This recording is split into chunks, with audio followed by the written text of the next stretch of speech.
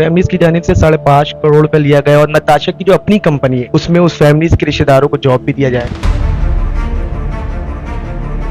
मैं सिर्फ इस पे अलबत्ता इतना मैं सिर्फ कहना चाहूंगा, जब मेरी बात हुई थी और बहुत शुरू में भी मेरी बात हुई थी तो उस वक्त भी उनकी वालदा के स्टांस यही था कि हम अल्लाह वास्ते जो है ना माफ करते हैं। लेकिन उसी वक्त मैंने सोच लिया था कि चलें एक केस में तो बेल ग्रांट हो गई, ये कामयाब हो गए, लेकिन इनको दूसरे केस में नहीं छोड़। नताशा की बेल सुबह उस केस के अंदर रिजेक्ट हो गई। ये भी कह रहे कि जमानत के तौर में वो बाहर आ जाए। अरे कोई नहीं आ रही है, अंदर है वो। अभी तो पार्टी शुरू हुई है वाली बात है, क्योंकि अभी चार्जशीट फाइनल पेश होना बाकी।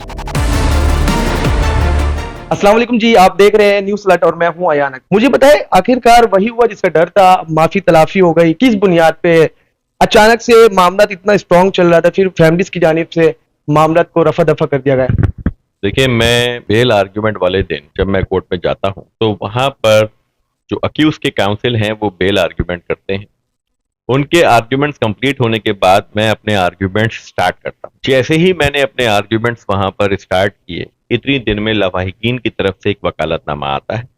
वकालतनामे के साथ नो ऑब्जेक्शन सर्टिफिकेट आते हैं। उस नो ऑब्जेक्शन सर्टिफिकेट के कंटेंट के ऊपर लिखा होता है कि हमने इनको अल्लाह वास्ते माफ किया और हमें कोई ऑब्जेक्शन नहीं है अगर इनकी बेल ग्रांट कर दी जाए। तो वो जो पर्टिकुलर केस था उसके अंदर मेजॉरिटी ऑफ द ऑफेंसेस और मेजर ऑफेंसेस कंपाउंडेबल नेचर के थे। तो ऐसी सूरत हाल के अंदर ना ही जज साहब और ना ही मैं कुछ कर सकता। तो मैंने वहां पर ये वाली बात बोली जज साहब को। उन्होंने मुझसे सवाल किया, उज़ैर आप कुछ कहना चाहेंगे, do you want to say anything?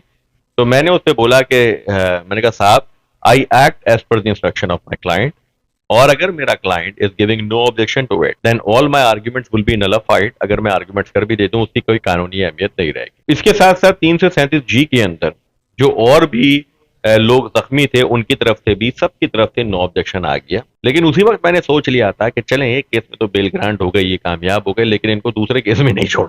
तो हम गए ऊपर जाके दूसरे केस में, हमने आगे आर्ग्यूमेंट की 11 पी। फैमिलीज की जानिब से की गई या आप अपने थ्रू करें? ये स्टेट का केस था, मैंने स्टेट को असिस्ट किया था खुद पर्सनल कैपेसिटी के अंदर। दो के स्टेट के केस में पब्लिक प्रोसिक्यूटर मौजूद होता है, हर केस में पब्लिक प्रोसिक्यूटर होता है, उसको सेकंड काउंसिल असिस्ट करता है 493 सीआरपीसी के अंदर। लेकिन मैं वहां पर गया, वहां पर साहब ने आर्ग्यूमेंट सुनने के बाद साहब ने उसको फॉर ऑर्डर रखा था आज की तारीख में।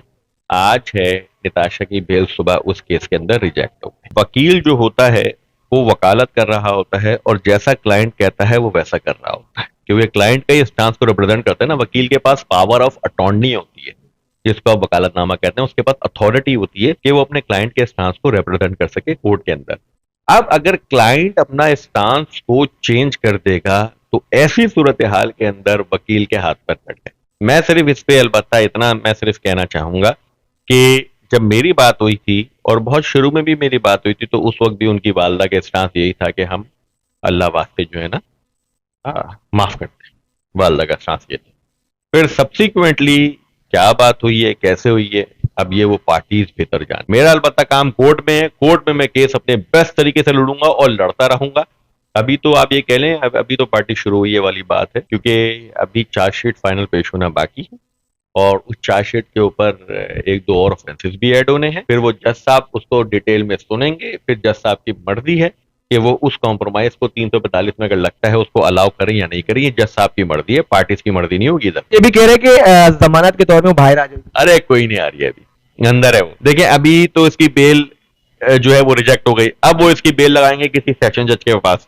अब वो बेल लगती है, बेल जब लगेगी उसका नोटिस होगा, नोटिस होने के बाद हियरिंग होगी, फिर सेशन जज साहब उस पर ऑर्डर करेंगे। अब ये देखना है कि सेशन जज साहब के ऑर्डर करते हैं। मुझे लग रहा है वहां से ही बेल रिजेक्ट हो जानी है। आपको लगता है कि इस नताशा को सजा मिल जाएगा पाकिस्तान? बिल्कुल मिलेगी। एविडेंस बहुत ज्यादा स्ट्रांग है, वीडियो एविडेंस बहुत स्ट्रांग है। मतलब वीडियो एविडेंस में बकायदा डीवीआर आया हुआ है, फोरेंसिक हुआ है।